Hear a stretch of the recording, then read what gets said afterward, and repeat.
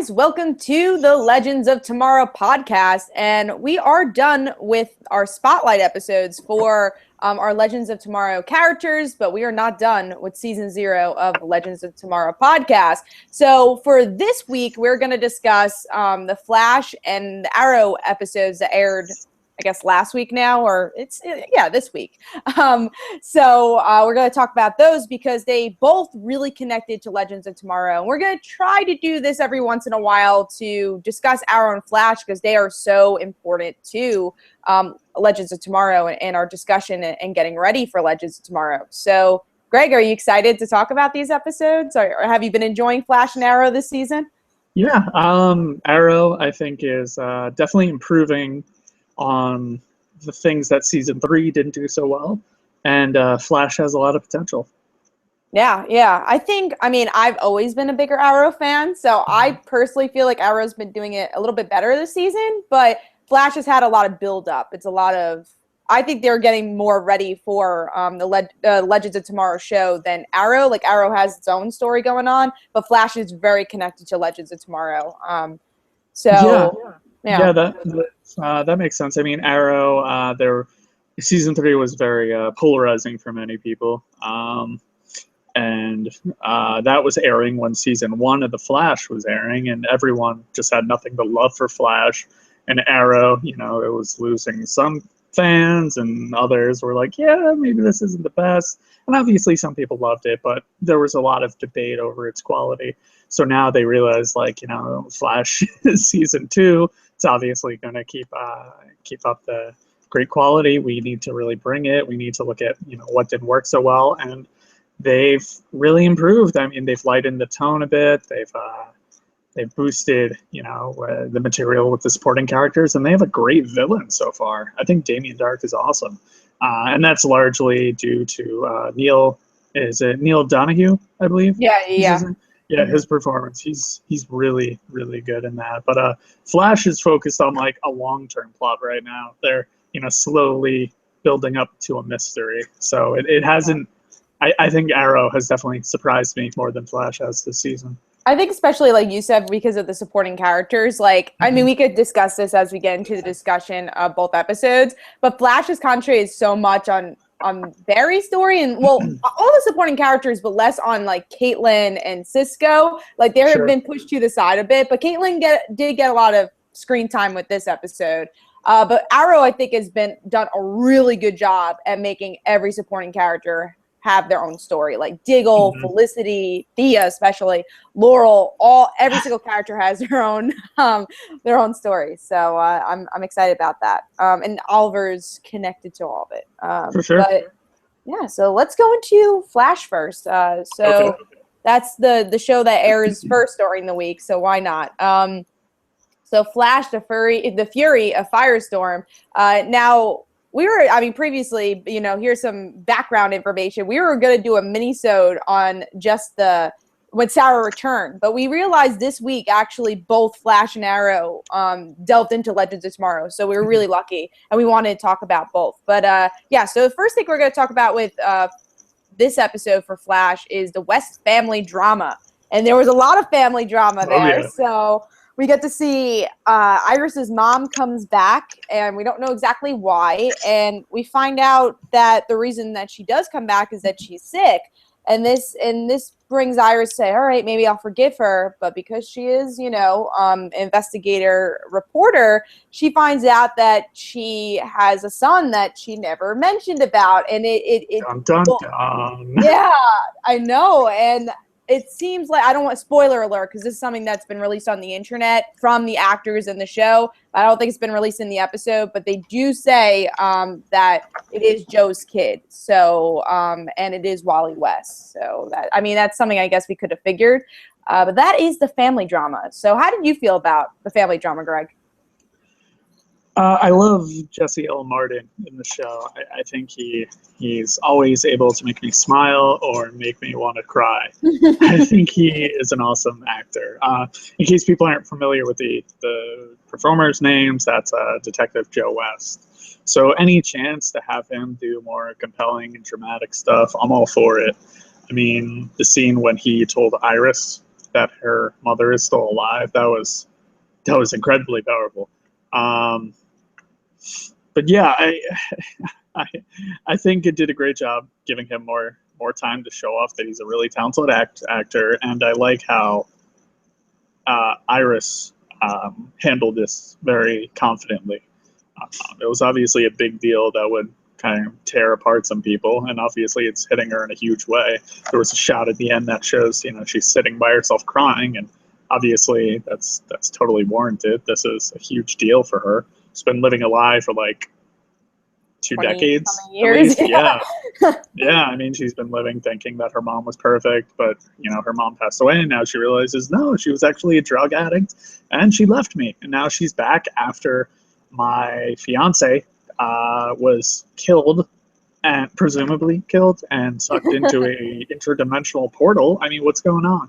And then I also have feelings for my is he technically stepbrother? Is that the right phrase?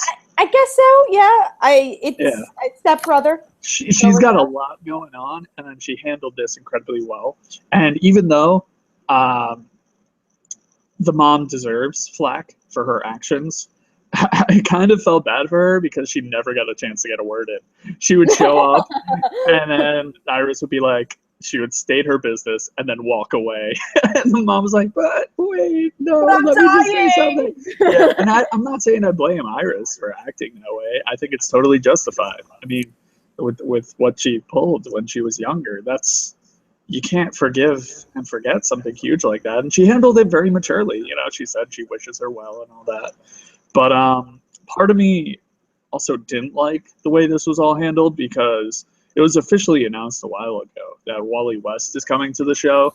And right when she showed up, I was like, this is how they're introducing Wally. And they went through this whole very dramatic and emotional arc. But I feel like they could have accomplished the same steps if they had the mother pass away off screen, and then Wally wanted to find his real dad. That the loss of his mother motivated him to go find his dad, and then you can have you could still that cuts right to getting Wally in there, and that you still have the scene of Joe needing to tell Iris the truth, because he would still need to have a sit down with her and explain what happened with the mother. And because obviously Wally knows all about that, he can't say, hey, son, I just met. Can you lie to my daughter for the rest of your life about her mother? That would be terrific. Thanks. But yeah, I mean, with everything going on, it felt a little, I don't want to sound negative, but almost a little too like soap opera-y. And the show does drama well. And like I was saying, all the actors and actresses handled it incredibly well. But it would have been great if they just, she unfortunately passes away off screen, and that motivates Wally to seek them out. And they could have gone through the same emotional arc with a lot of these characters. Still could have been really strong for Iris, seeing how she reacts, as well as Joe.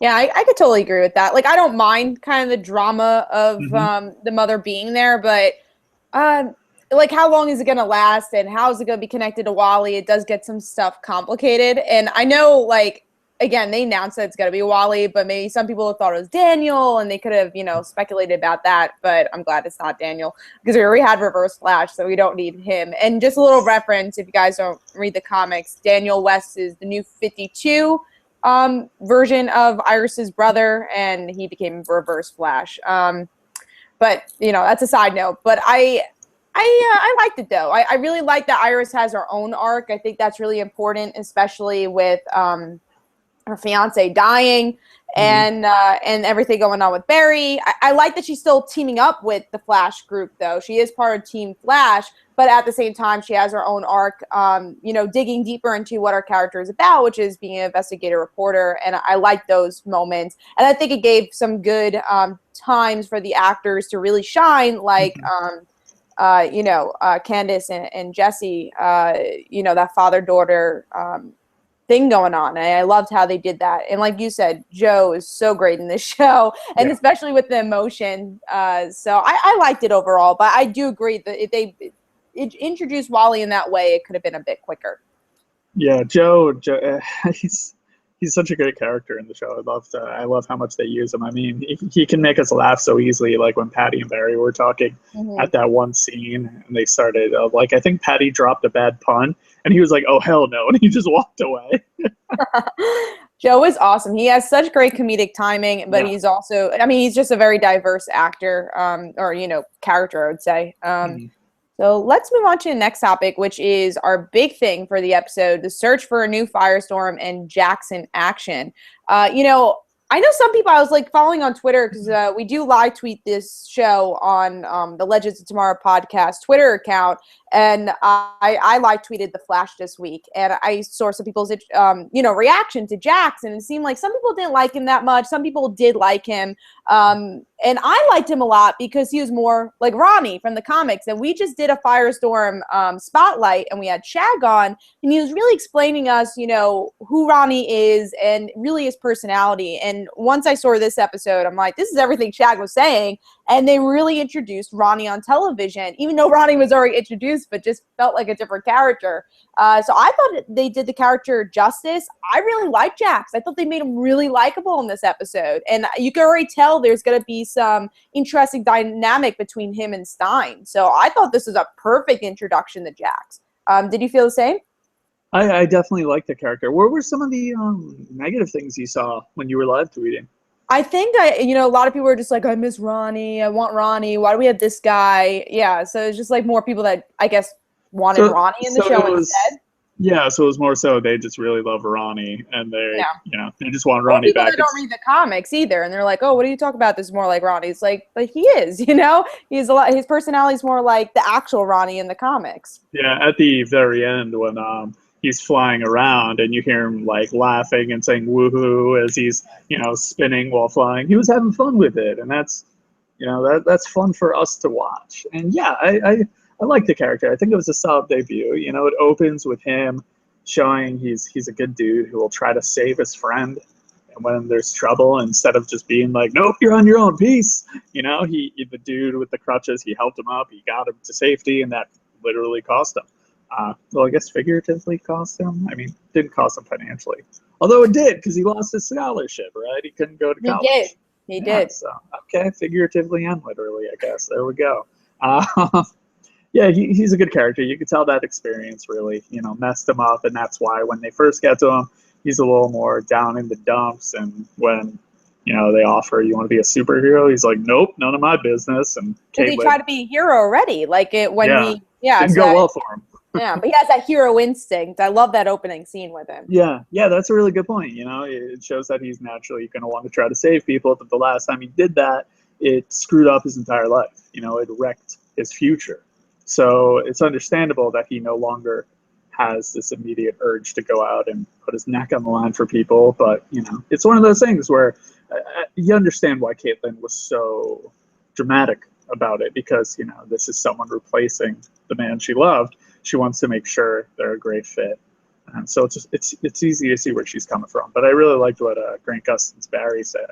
It even took me a while to get the hang of it. And it's, asking this dude to change his entire life. So it's understandable that not everyone will be like, become a superhero, potentially die. Yes, please. But it was a good debut. I think they were a little heavy sometimes on the exposition, where they when the bad guy went to the football stadium, they had him say like, that's where I got injured. It's like there were some small lines like that where it's nothing against the actor, but in the script it didn't really seem necessary. It's almost like in case someone wasn't paying attention, here's a reminder. But that's a very, very, very minor criticism. Overall, I like the character, and it seems like he's going to add a lot of fun to the show. Now, there's a couple of things that spin out of that, because you have Caitlin, who's actually prominent in this episode, and then you also have, I hope I'm saying his name right, Hewitt, right? That was the character, the other character. Henry Hewitt. Yeah. So I guess let's talk about Hewitt first. What I liked about introducing Hewitt is that he is a Firestorm, villain, and he's the one who created Firehawk, who I love Firehawk as a character. She is Lorraine Riley, and she is the daughter of a senator, and that could be kind of cool to mix with Arrow because they're doing all the politics stuff now. So I like kind of that double identity. It's like, yeah, the daughter of a senator is a superhero and can't be a hero, but she dated Ronnie, so maybe they'll like make her date Jax or something, and they could do that in either Legends or they could do in Flash, but they introduced Hewitt, so I think they could introduce Firehawk now, which I think would be visually really cool to see also. But yeah, I thought he was a really good villain because it didn't feel like that one-shot villain villain of the week we've been getting every week with Flash now. It's like, all right, well, this is just for the plot to thicken, not really about the villain. Here it was actually about the villain and his background and his story. So I think this is the best villain we've seen plot-wise, because we actually saw a really cool-looking villain in the end of this episode. So what did you think about Hewitt? I think there's definitely potential with him down the road. I think my favorite villain would be Captain Cold. I mean, before was it episode, what is this, episode 4 we're on? Yeah, so episode 4 and episode 3 was Captain Cold. Captain Cold. So I don't remember the name of the title. It had family in it, I believe, or something. But yeah, the one that the one that focused on Captain Cold. Episode 3. yeah, that one, Golden Glider and their dad. I thought that was a great episode. Because another good Legends episode. Very good Legends episode. Yeah, for sure. Before that, though, Captain Cold was kind of this guy who was just used for like action scenes which included a lot of special effects, obviously temperature puns with him and Heatwave, as well as, they hinted at the depth with the guy, and they had some interesting things like him discovering who Flash is and the deal they made. But that episode really just made the character so much more interesting, because finally it really, really humanized him, like way more than they've done before, and it pulled so much from the comics, and it was a surprisingly emotional episode, and I really liked it. But we're not talking about that one, so I apologize for going on the tangent. We totally have to go on that tangent because it was a good episode. I wasn't even thinking about that because Captain Cold is a kind of older villain from season 1. But yeah, that was a great episode because I was not really a fan of Captain Cold in season 1, and I was like, he feels a bit generic. I always loved his code. I liked his backstory, and we finally got all of that in this episode, which I think is very important for Legends of Tomorrow. Yeah, so it was a great character-driven episode. 100%. Totally agree on that. So let's move on to Caitlin, because that's connected to the Jack story also. Like I've been saying, I think a negative towards this episode, or towards the season, is that Caitlin hasn't been utilized as much as I want her to, especially that in the finale we saw her as Killer Frost. And Barry really hasn't mentioned that. Like, he saw that. I know it's kind of quick, but still he could be thinking about it once in a while. And we have Cisco's story of him like getting his powers. I know maybe Caitlin's gonna have her 2 version. That's maybe how we're gonna see Killer Frost. But I want to see her have powers, even if she becomes a hero, especially with that speech in this episode where she talks about superheroes. I would really like to see like a different spin on Killer Frost and see hero Killer Frost against Earth 2 Killer Frost and have them battle it out. But yeah, I'm glad they concentrate on Caitlin a bit more. I felt like she's been really on the sidelines for the past couple episodes. Yeah, it seems like her story has been like subtly hinting at, where she's at emotionally, the loss of Ronnie and how she's trying to deal with it. Like there was that whole thing with Jay where she was connecting with him. And now it's dealing with moving on, replacing Ronnie with a new second half of Firestorm. So she's definitely been a supporting character, but they haven't really shoved her aside either. They've still had her used well, but she could definitely get a bit more attention down the road. She could be the focal point of an episode. I could see when Cisco comes clean about what's going on with him, that'll involve her a lot, because they have a really strong bond, those two. They've been friends for so long. I could see them having good discussions about that. But again, that would really focus on another character, and she's just kind of there in a supporting role. But I definitely think Earth 2 is where we'll see Killer Frost. The Earth 2 version of her. Maybe Zoom sends her to come and kill Barry. And we'll see how that goes. Oh man, I hope that'd be like honestly a good. I don't think it'll happen because again, mid-season finale is gonna be very much about Legends of Tomorrow. But a good mid-season finale would be like the last villain that comes to Earth One being Killer Frost, and you get to see Caitlyn and Caitlyn. That would be cool. No pun there, please. No. It wasn't a pun. I mean, it would be cool to see.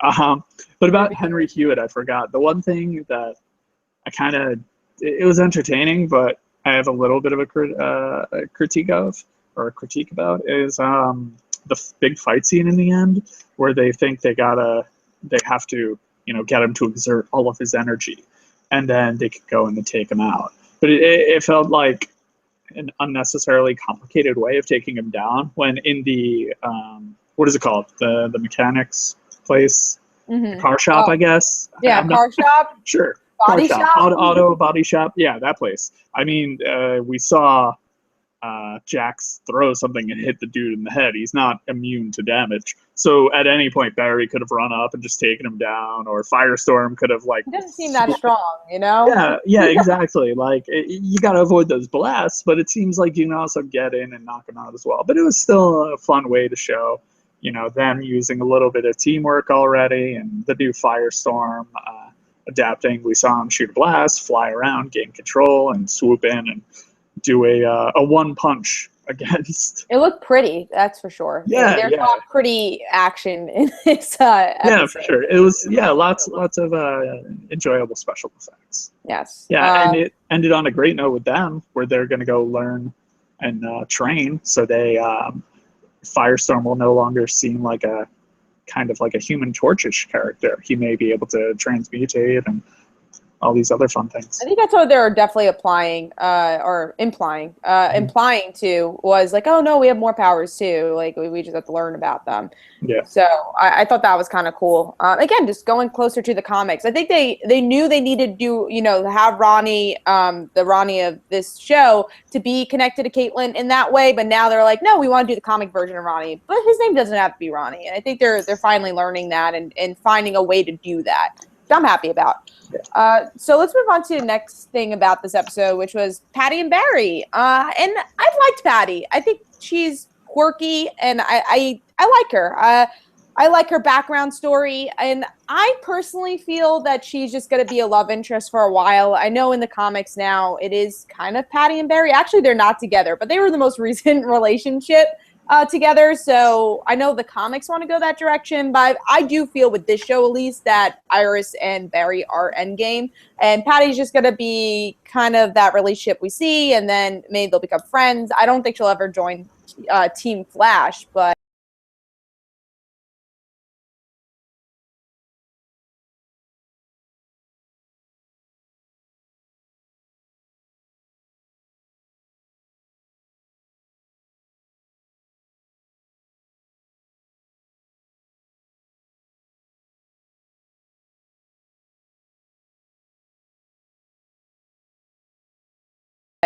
I like her. I think she's a good replacement kind of for Eddie in a way. But yeah.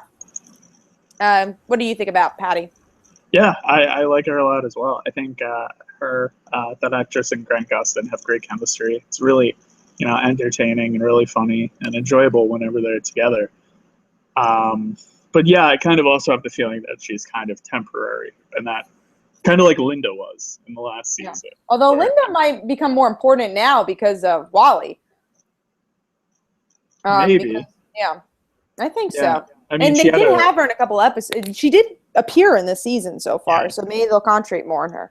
Yeah, she had like a really brief cameo where she just like interacted with Iris at the office. I was like, this is the show letting everyone know I still exist. Goodbye. But yeah, I think Patty is a great addition to the show. They're really, like you said, quirky together. They have terrific chemistry. They get along really well. It's legitimately funny and heartwarming when they're blatantly flirting. Like she says, I didn't get your number yet, and it's really awkward. And he like kind of dances around it. And I hope we see more of that. I know, obviously, in the end, it's going to be Barry and Iris. So that's why kind of, it's unfortunate because we know going into this that odds are she's not a this isn't a long-term thing. Yeah, Or at and least again, it's she's not probably going to like join the team either. Like you don't see her like she's not a possible superhero. So just like I don't know what they're going to do with her, but it's fun to kind of watch because with this show, I do think it's different than Arrow because I do feel like there's a possibility for Felicity and Oliver to be endgame more than Laurel and Oliver, even though they're more towards the comic. But they're more on and off again in the comics, Dinah and Oliver. So I just feel like that any of the relationships can happen in Arrow. But this is just like, you know, it's like Lois and Clark. You know, Iris and Barry are going to be together. Well, there's been like every relationship over on Arrow. I mean, as long as he is not related to a female, it seems like he is potentially hooking up with them and starting a relationship. Obviously, Seriously. that's no longer the case, but it definitely seemed like that for a while. Yeah, Sarah, Felicity, Laurel. What was it? Ravager? I don't remember the character's name in it. Oh, she worked with Slade. I don't remember. Isabella. Thank you. Yeah, her. There's a lot of them. Oliver's been in a lot of relationships, so more than what Barry's doing on his show. But yeah, so they're very different in that way. But let's move on to the next thing that connects to Patty, which is, or at least connects to the last scene with Patty, which is the King Shark cameo. And something I want to mention about this, which I tweeted out when I was live tweeting, King Shark has already made an appearance in the season 0 of the Flash comic. So technically, Flash has already met King Shark. So I thought that was interesting. I don't know if the show was playing off that or not, but he looked great. That was a shocking moment because usually you have the villain of the week and it's like, all right, King Shark's here. But I love the way they did it. It just felt like the reverse of their usual formula for the show. When did that character, when is that supposed to take place in the comic? I guess during season 1 because they call it season 0, but he has his powers, so it's definitely season 1. It should be called Flash season 1, but so that'll be Earth 1 King Shark then. Yeah, it should be. Yeah. So technically, there's still a King Shark lurking around, I guess. Because I don't remember what happened in the issue because it's been a while. But I don't remember. I think he got caught in the end, so he's there. He definitely didn't die.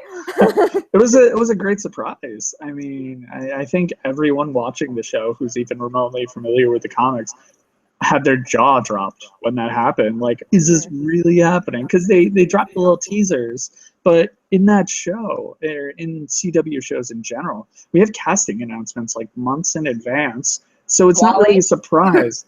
Yeah, or even when Jay Garrick showed up in the end of the season 2 premiere. Instead of being like, what? It's him? That's amazing. You were like, yeah, we know. Let's get to him actually interacting with them now. Yeah, so, I hate that. I mean, we'll get that. Honestly, we're going to get more into that for Arrow because I think their casting announcements, like, you know, who's going to be in Legends of Tomorrow, you know what's going to happen next. So it's just like, I want more. I kind of wish it was a surprise, but what can you do? Yeah, it's still fun to see it. Yeah, when we were talking about Firestorm before, that took away from the little mystery going on there about who will, you know, potentially save Dr. Martin Stein. Or if he'll be alive, if he'll even survive, you know? And it's like, of course he will, because we know Jax is, you know, the second half. So it's cool to see how it plays out, but at the same rate, kind of wish we were in a universe where we didn't know these things months in advance. So that would make things a little more. Make Earth 2, that's their universe. Our universe, Earth 1.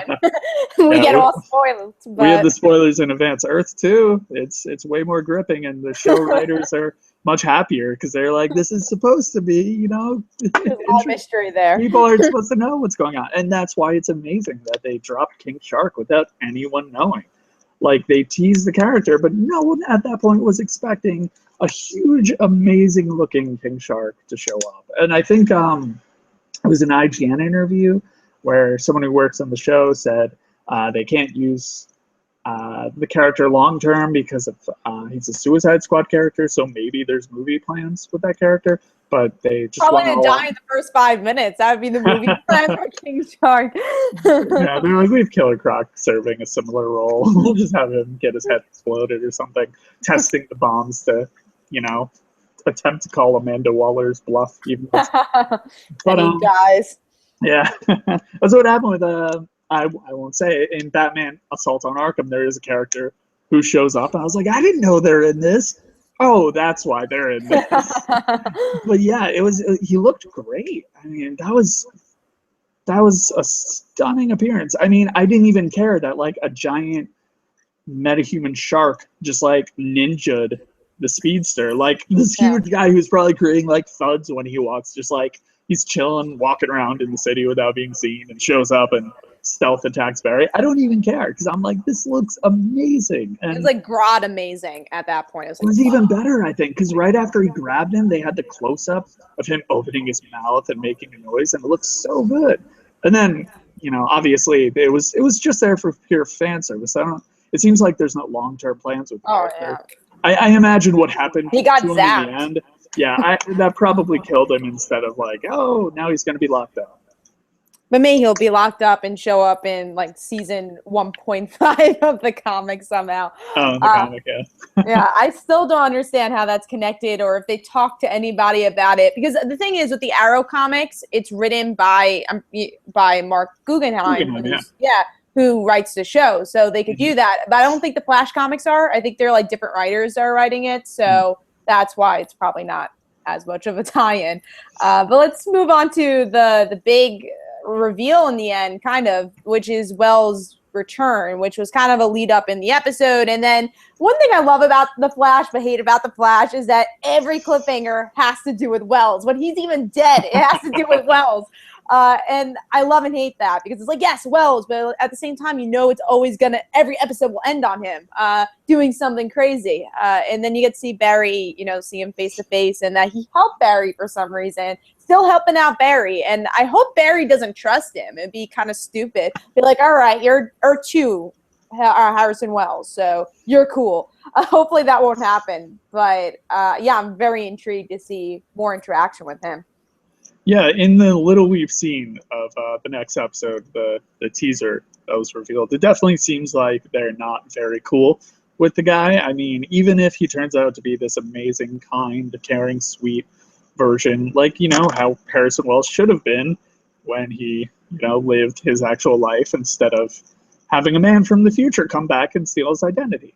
It's still tough to get past the fact that, hey, you look like a guy who made our lives a living hell. So it's definitely going to take some adjustment. But it doesn't seem like they're going to be 100% cool with him showing up. Even though the trailer reveals like, hey, I'm here to help you deal with Zoom. So we'll see. We'll see.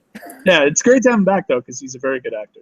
Yeah, I hope he's not Zoom. That would be a bit too much. I don't think so. Like, we just had. I don't think so either. But you never know. It's like, we're going to do the same exact thing we did last season. Except he's Earth-2 version. But that leads us into the last thing we're going to talk about with Flash, which is Zoom. Who do we think it is? And Gregg mentioned a really cool speculation. So who do you think Zoom is? Well, I think a lot of people immediately think it's the Earth-2 version of Barry. That would definitely be... it's a cool twist to see what could happen to Barry if he wasn't raised by Joe. If he didn't have such a great, caring family by his side, how would he use those powers when he got them? He would be a terrible person. We know it's probably not Cisco, because if his Earth-2 counterpart does have powers, he'll be Vi. But Harrison Wells, unlikely. It would be very cool. Caitlin. Well, she'll be, if we do see her, I imagine that's where we'll see Killer Frost. It would be cool if it was his dad. That would be an excuse to get the original live-action Flash. Well, actually, it's not the original. I think there were some bad TV movies or something a long time ago. The original TV Flash.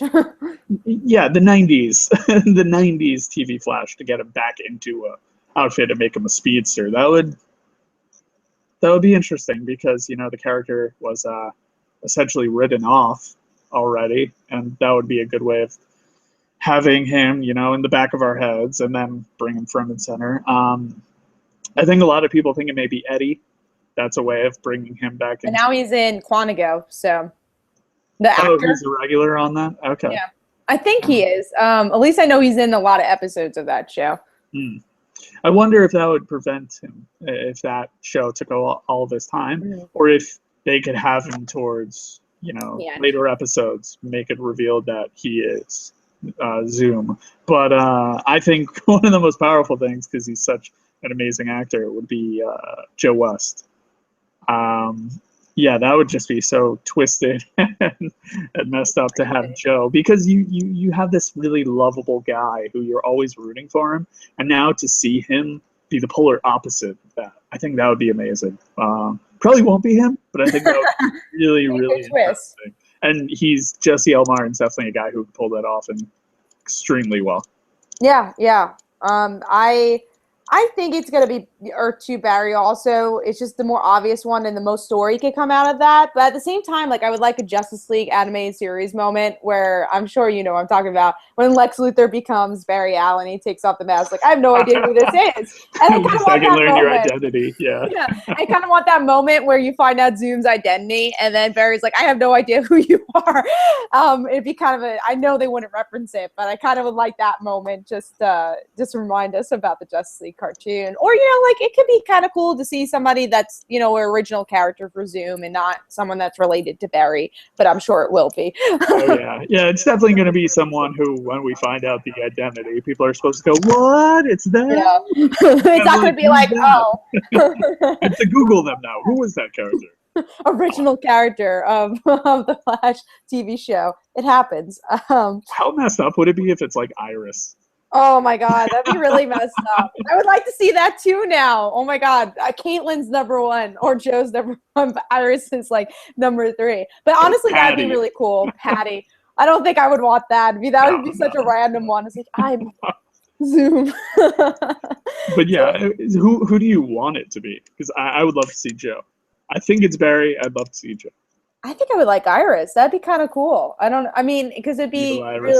And also, you wouldn't think it would be a female speedster, so it'd be kind of cool to see like how they could deal with that, and how they would trick us and make it a female speedster. Yeah, and it'd give more for Candace to do, because she's not going to get powers at any moment in the show, so it'd be kind of a cool like thing to do on the show for her to have powers but not have powers. Yeah. I would like to see that alternate version, and why she goes down that route, I don't know. We'll see. So those are all our weird speculations for the Flash. But let's move on to Arrow, because that has a lot to do with Legends of Tomorrow also. So we're going to talk about Beyond Redemption. And the first thing we're going to talk about is Oliver running for mayor and the way the team reacts to the new cave. I hope they're calling the Quiver. We'll find out. I think Felicity's made that reference before. But I really liked how they reacted to Oliver. I love Thea's reaction where she just chuckles. I think it was Thea who chuckled. It might have been Laurel. It was one of them who just chuckles at. He's like, seriously, you're doing that? And then they are like, all right, cool. I think it actually is a good idea. You're mayor. And I personally really like that Thea became Oliver's campaign manager for some reason. But I really like that. I like that she's, we're having more of the relationship outside of the hood. It's going to be more of their brother-sister relationship that I love. So that's cool. And the new cave looks so cool. I know we already kind of saw some of it in sketches, but now to actually see it and like how everyone reacted to it, and hopefully we'll see even more of it as the episodes go on. See different sides of it because it looks really big. I loved it. It was really cool. So yeah, what did you think about the layer and the mayor stuff? When he announced that, I was kind of with Oliver, and the way he was shocked by the way his friends reacted, where it felt like they weren't supportive. They were obviously not against the idea, but they wanted to make sure it was something he really thought out and he's prepared for. But I mean, like, we have a dude who has, survived 5 years on the island. He took down the League of Assassins. He's, took on Deathstroke and the Mirakuru army. He saved people from, Brick. He's been through so much craziness and these just ridiculously dangerous situations, and he's been able to overcome with the help of his friends, of course. He hasn't done it by himself. But so yeah, when he announced he's running for mayor, I was kind of with him, where his Team Arrow didn't seem nearly as supportive as they could have been, because I think he's capable of it. I think he's more than capable of it, and I'm surprised they weren't kind of offering help as opposed to being like, hold up, what are you doing? Well, at least at the end they offered help. They were like, all right, we're cool with for you. Sure. I had to think about it. I mean, with the way this city is, though, I'm sure we all saw this decision coming a mile away. I mean, it happened in the comics, and with the way they were and playing Smallville, out. it happened too. Oh no, you don't watch Smallville. It did did? too in Smallville, yeah. Okay. I know Green Arrow was in the show, but I didn't know he was the mayor of. Was it Star City in Smallville? He they didn't move to Star City. I'm trying to think now. It's been a while. I know he revealed his identity. He was going into some political thing. Oh, okay. I have to look back at it. I don't think maybe he wasn't mayor. I know that he he definitely revealed his identity at that point, and then it might have been in the comics also. But anyways, that version of it did happen in Smallville. So okay.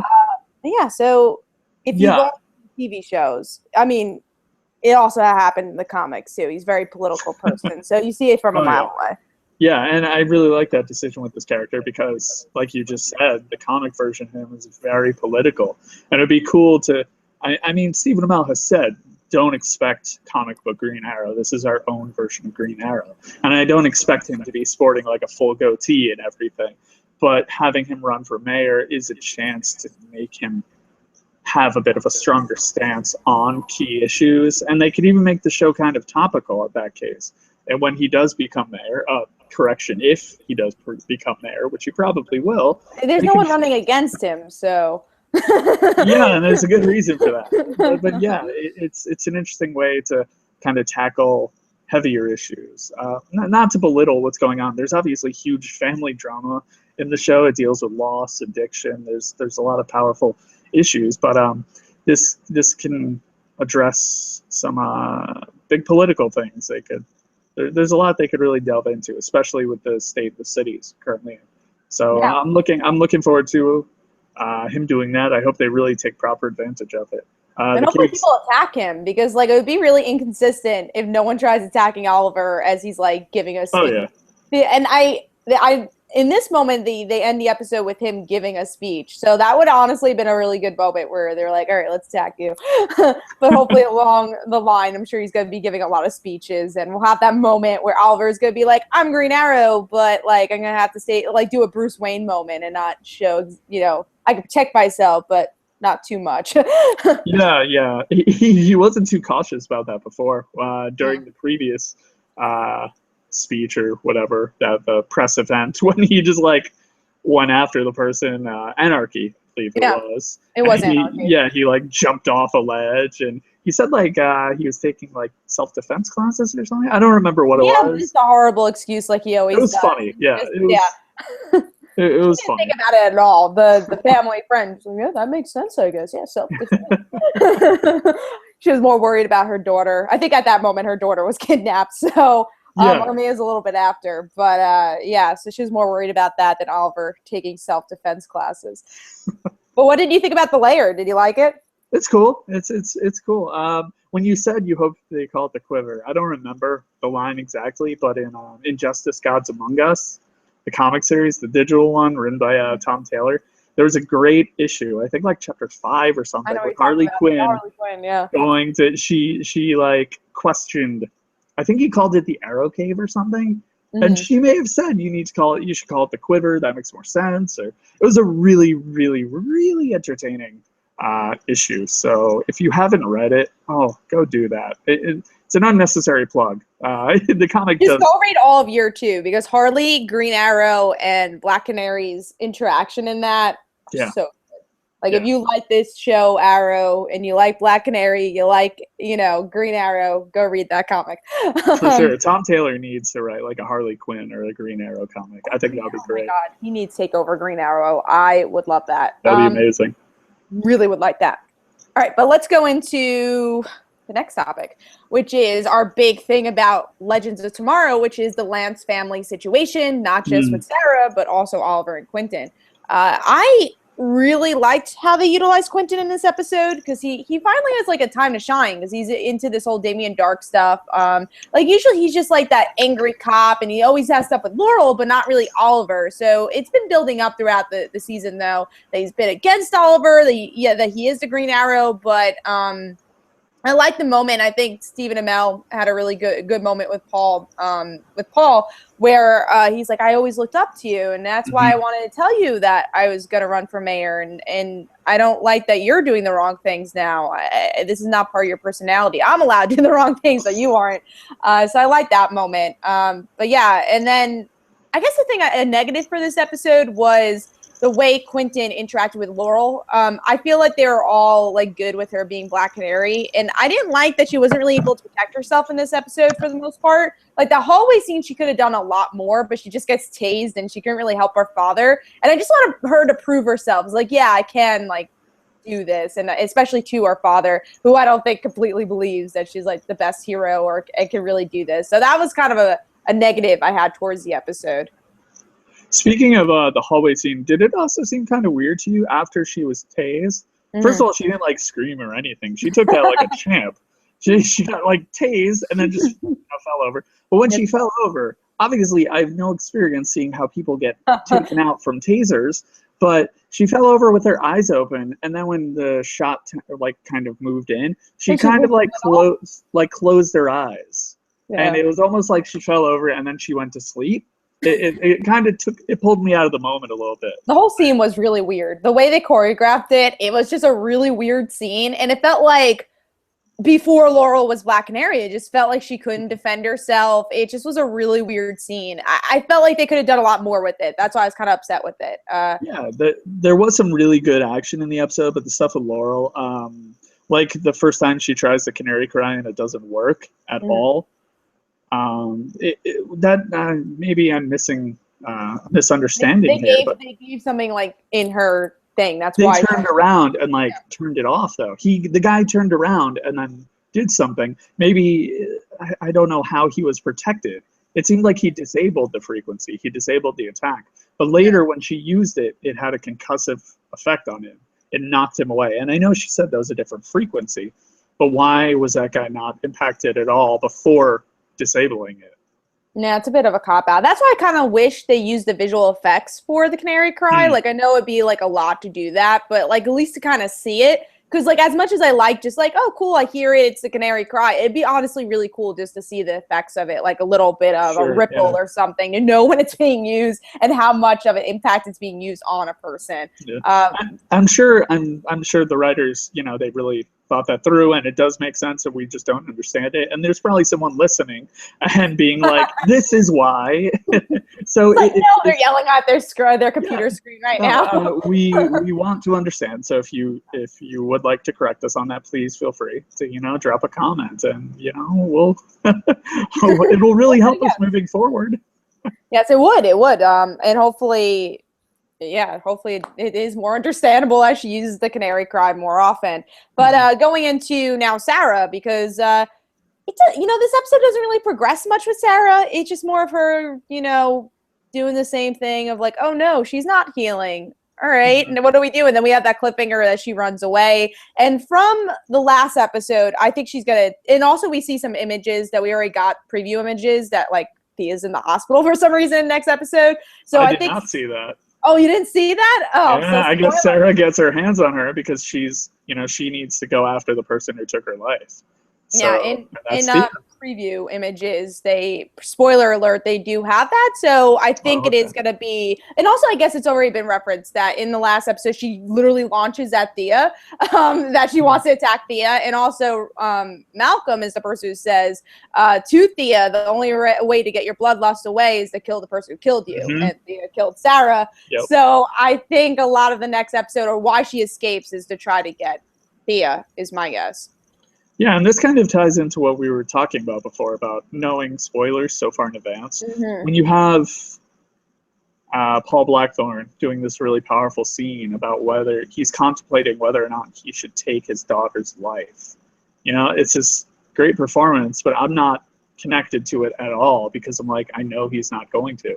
Or if he does pull the trigger, maybe Laurel will push him and it'll miss Sara, or it will be non-lethal, because we know she's going to be in Legends of Tomorrow, so we know her life is safe until then. And they're doing some interesting stuff with her because it produced some great drama with Quentin, and he's Paul Blackthorne's a really good actor. It seems like the dads in these shows tend to be really good actors. Yeah. Although I can never get past his accent because it's so thick, and I know he doesn't really have. Okay. He's like British, I think, or something like that. I believe so. Yes. So sometimes I can't get past it. I'm just like, that accent. Like I could tell it's a little bit like you could tell it's not really his accent, but I do agree he's a good actor.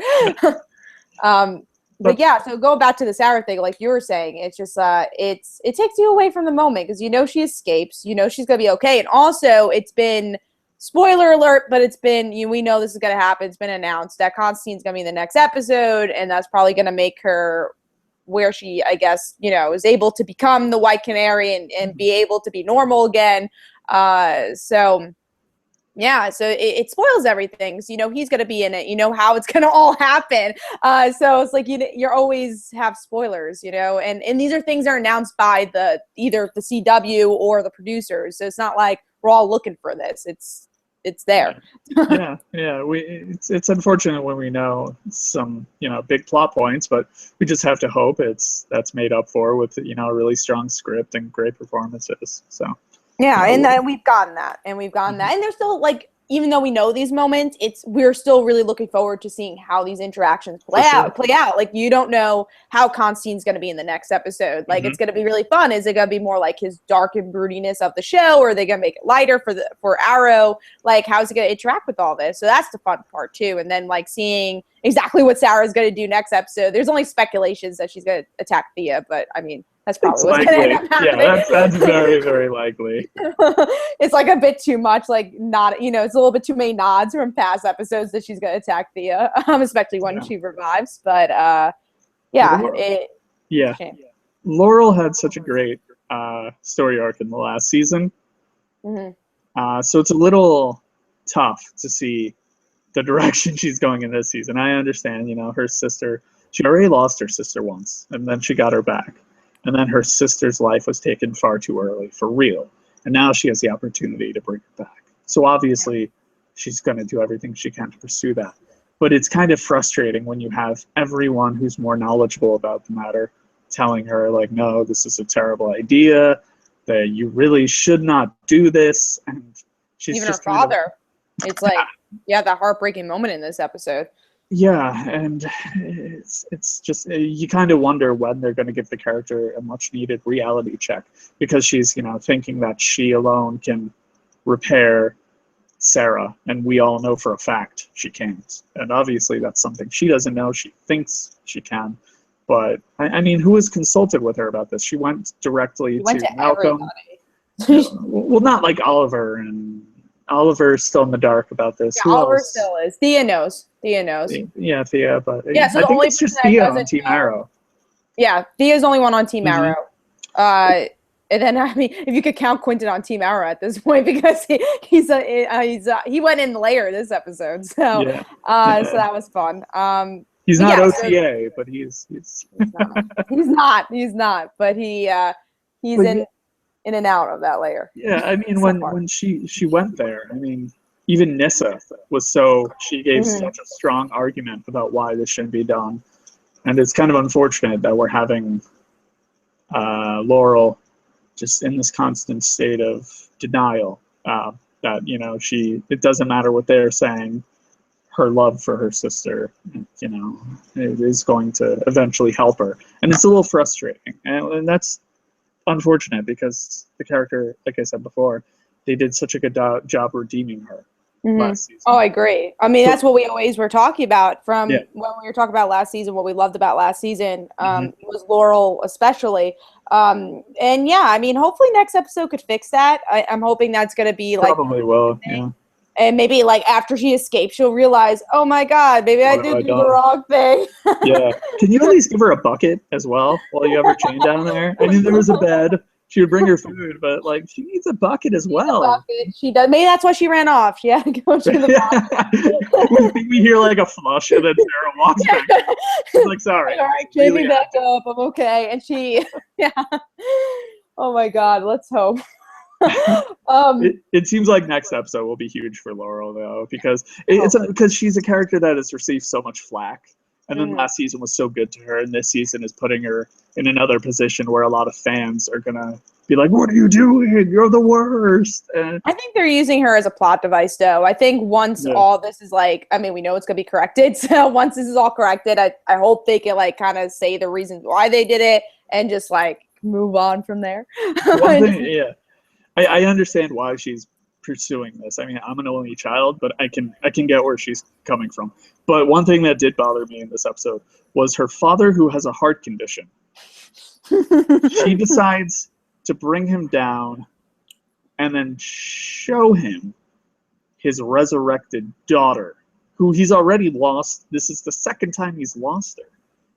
You know, she thought she was dead. He went through that process, and then she died again, and he went through this horrible way of finding out where they lied to him. Like, no, she's still alive. She's fine. She's just off doing her, you know, Leagues of Assassin thing.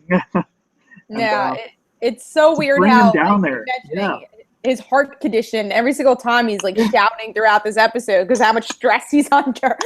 It's like, I think it would be best to show you, no, something like this, it's best to talk to him, ease him into this, and then say, you know, I have her down here. She's chained up.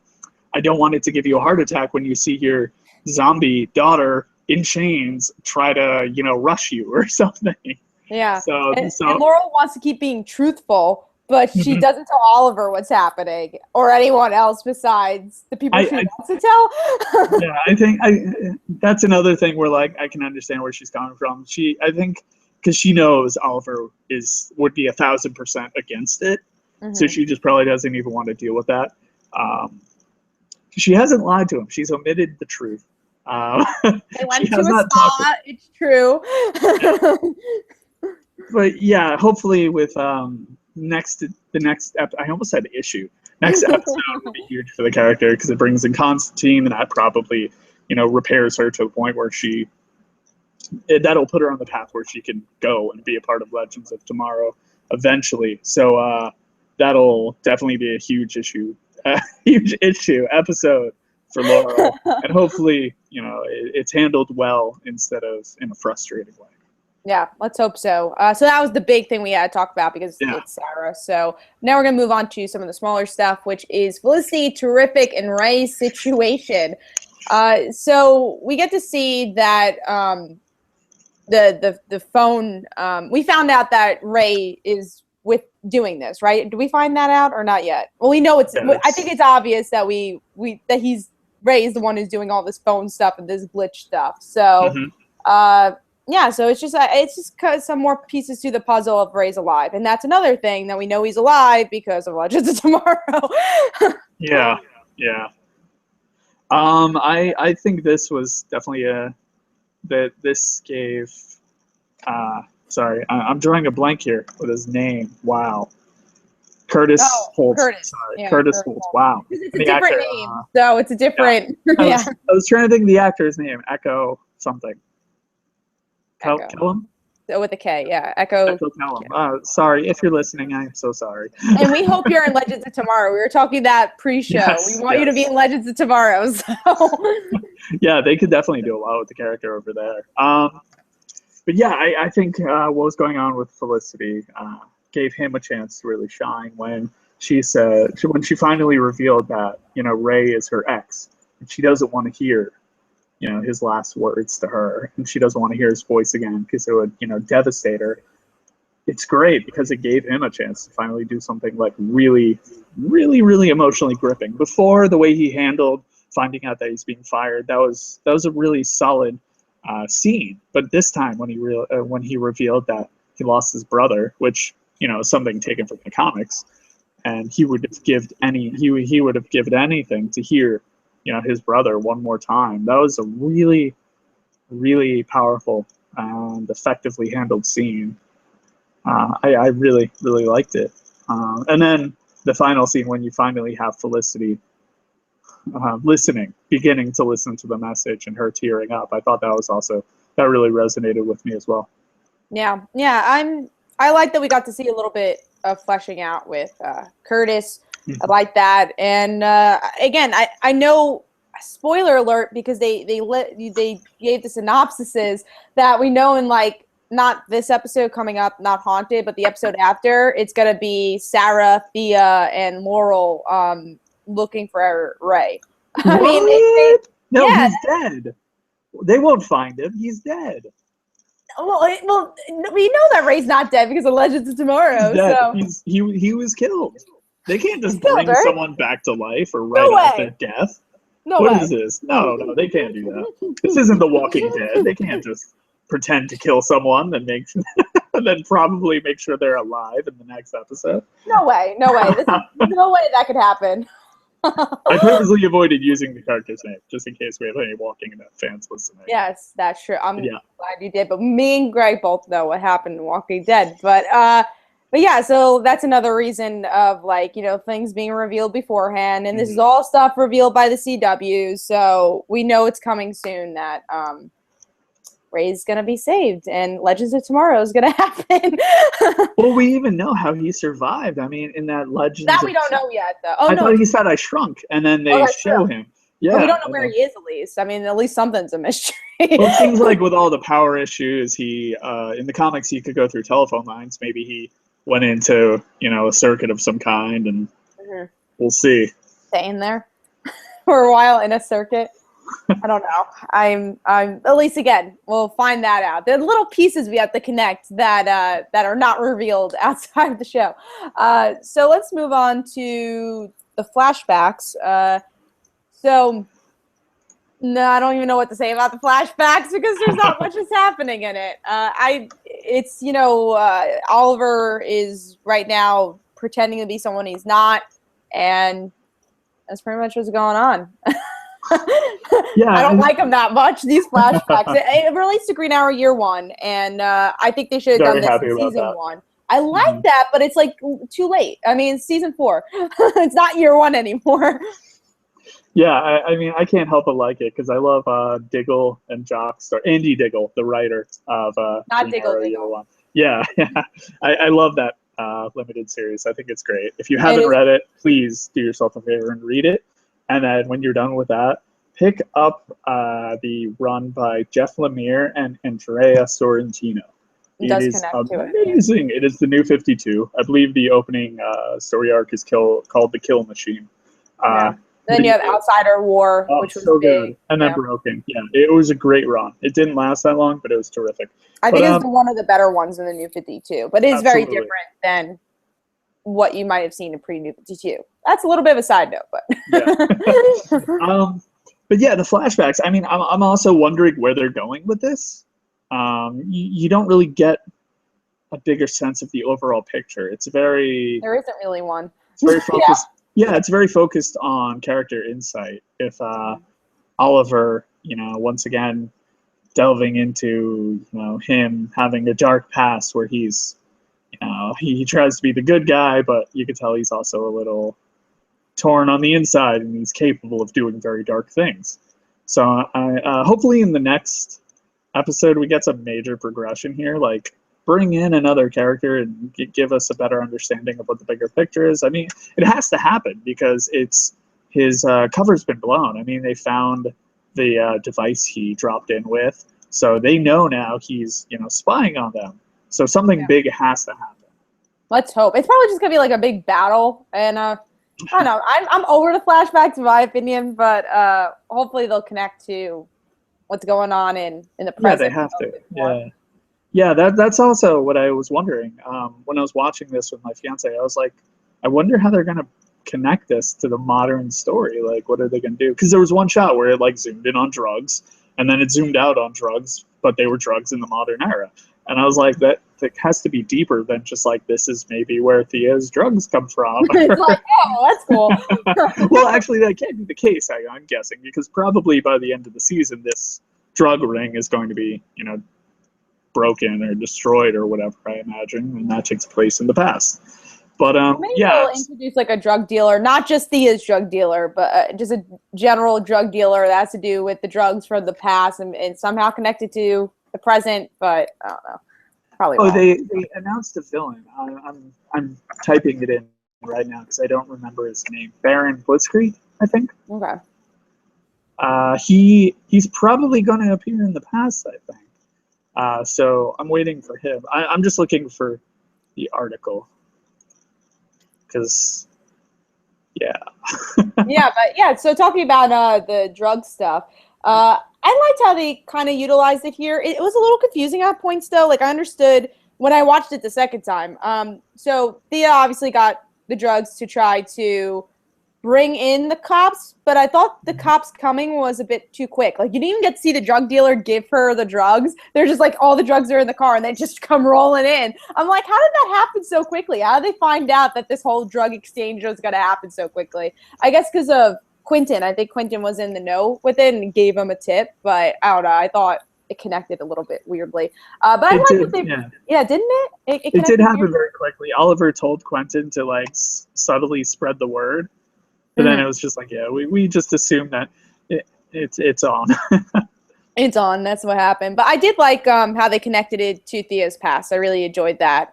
It just shows like I love like throughout the season how they show Thea on the other side, like the Lazarus pit. She was on the other side of it now, like how that feels. And then this side is like her being the hero instead of like just getting drugs. So I like that they really show how much she's grown, and that's what I liked from that scene. But did you find the article for the? Yeah, it's Baron Blitzkrieg.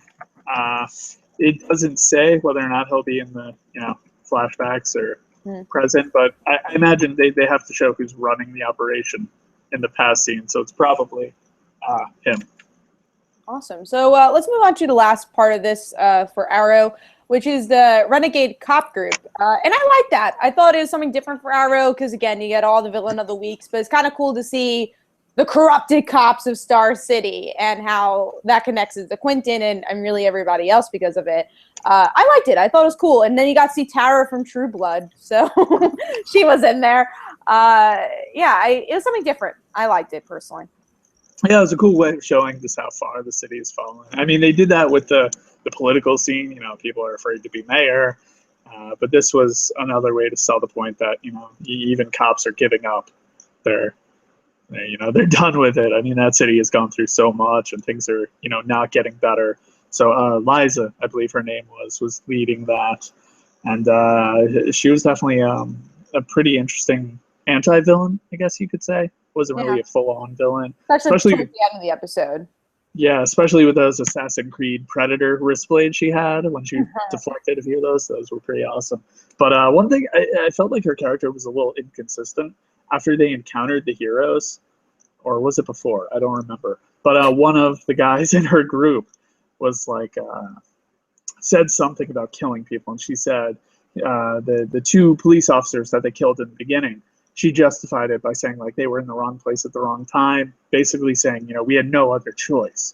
But then she followed up by saying something like, we're not just going to go after Quentin. Yeah, it was after the vigilante encounter. She said something like, we're not just going to go after Quentin and kill him. We're not cold-blooded killers. And then he said something which essentially questioned her direction, and she pulled a gun on him after saying she's not a cold-blooded killer. It's like, I'm not just going to, murder people in cold blood. It had to be done. And in this case, like, if I was that guy, I would have been like, whoa, didn't you just say we're not cold-blooded killers? And now you're threatening me? Trying to cripple Oliver, too. That happened. Yeah, yeah, true. And that was like, I'm in a terrible... Although she could have, like, made a getaway. Like, she brought that on herself. Like, she had time to, like, peace out and then vanish. But, yeah, I guess maybe when she did that with Oliver, she was going to try to pull, like, just leave Quentin. Let me get the drugs and the money, and I'll be out of here. Just go away. At the same time, the drugs and money story didn't really connect for me. Like, didn't connect that much either. Like, I understood why they wanted it, but it felt all really weird and inconsistent. Yeah, for me, it seemed like at first they were trying to do what needs to be done to clean up the city. To do what other cops may not be willing to do. But then it was like, they're taking out gangs, but also keeping the money, it seemed. So in this case, they probably would have tried to sell it and then, kill whoever the criminal is that would be willing to buy it and take their money. At least that's what I took away from it. But you definitely need more screen time with them to understand it. But at the same time, it's like, oh, whatever. yeah, that's kind of a reoccurring problem with some villain of the week characters where you have only like X amount of time in this hour-long episode. It's not even an hour because you have to take into account commercials. And it's like you got to focus on the main characters, the supporting cast, the bigger picture. But then how do we also give this other character depth? And I think that's why, like Atom Smasher felt so lackluster. He didn't really get enough time to share his side of the story. I'm sure that's something the writers struggle with, like every week, where they have these great plans with the characters. And then they're like, wait a second, we can't fit nearly like half of this in there. It's true. And that's why I don't love the villain of the week format, but I think Arrow's handled it a bit better recently. Flash kind of still needs to, for me personally, needs to get a little bit far away from the villain of the week. Even talk about Supergirl. They're going to do probably the villain of the week there too. Oh yeah, with that show. Yeah. So I think it's going to work a little bit better on Supergirl than other shows for season 1. Well, that only time will tell with that. But yeah, so that's pretty much what we want to talk about with both episodes. So overall, which episode do you think you enjoyed more, or did you enjoy both of them? That's a tough question. Oh, wow. I mean, go on. It was cool that Arrow, Lexi Alexander directed it. She directed Punisher Warzone. She, aside from the Laurel hallway fight, with me thinking it's a little weird how Katie Cassidy performed with the way she was defeated. Maybe that's what happens. I have no idea. I've never seen anyone get knocked out by a taser before, but I assume it's not they fall over and then it looks like they fall asleep. Could be wrong here. Could be totally wrong. Maybe I would be happy to eat my words. The angle looked weird. Something happened there. I don't know. Yeah, I mean, I will happily eat my words, but there was definitely some cool action scenes in there, especially with Thea, and it was a powerful episode because it gave Steve and Amell a chance to give a better performance, especially with Quentin when he confronted him the second time. That was a really engaging scene. There's some fun action. It had a good message about the state of their city as a whole. I apologize for using city since you've heard that word about a gazillion times in the show by now. City. Yeah, they use city so many times. Yeah, it's city. Yeah, but at the same rate, the stuff with Sara, I'm not as interested because we know she's essentially safe. I guess we'll find out. Maybe we're wrong. Maybe there's like a quote of Sara. Yeah. Whoa. The White Canary. Clone Wars. I think I may side with Flash because, I mean, that King Shark moment. It's not even like a big plot point at all. It's pure spectacle and fan service, and it was amazing that they kept that a secret for so long. Yeah, I think the plot was a lot better for Flash this week. Like, I enjoyed the plot more. I felt sorry. I felt that the Flash just had more shocking moments than this. Like, this episode for Arrow is more of like building up stuff. Like, you had to talk about Oliver being mayor. You had to do all this stuff. But I like a lot of the character moments in Arrow. So if I had to side with, like, I guess I liked both episodes a lot, but Arrow just did it better with the character moments, which I'm more of a character moment type person, so I like that more. So I guess I liked Arrow more, but for the Flash, it was more of that amazing factor and that amazement factor. So I think Flash was the better written episode this week, but I had more enjoyment from Arrow just because I'm a big Arrow fan. Yeah, no, for sure. Arrow gave some people the chance to give some really good performances. I mean, Stephen Amell, he seems like an amazing guy with all the charity work he does. And I don't mean to be rude here, but his performance has never really, like, really won me over. I think he's improved a lot since the first season. Oh, 100% he's improved a lot. Yeah, but compared to the other actors and actresses, I feel like he isn't as strong as them sometimes. But when his one-on-one with Quentin the second time, that was really good. That was powerful. Yeah, I think it was one of his best scenes was in this episode. So we'll have to see what happens with both episodes next week. So that is the end of our show. So we're just gonna plug in some stuff. So Gregg, what do we have to plug in? Sure. Our Facebook page, please be sure to like it. Assuming you like this. If not, then I guess you don't have to. But it's on facebook.com/Legends of Tomorrow podcast. Follow us on Twitter as well @Legends_podcast. You can also subscribe to us on iTunes, Stitcher Radio, and YouTube. And if you do take time to listen, we would really, really, really appreciate it if you give us a rating or a review. Leave your feedback. We definitely welcome it. And we're keeping an eye out, so please do so.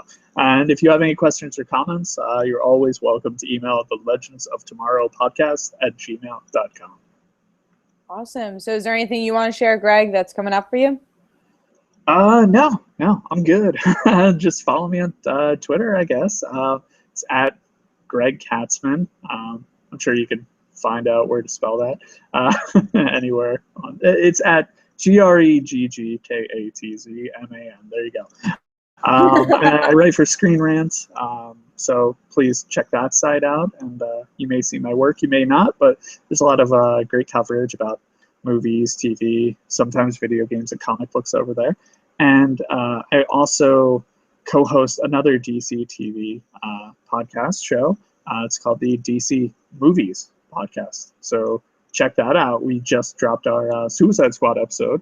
Before that, we talked about the BVS trailer, Batman v Superman, of course. Cool. So for me, check out my YouTube channel, Pink Claire Heroes. You can check out my Twitter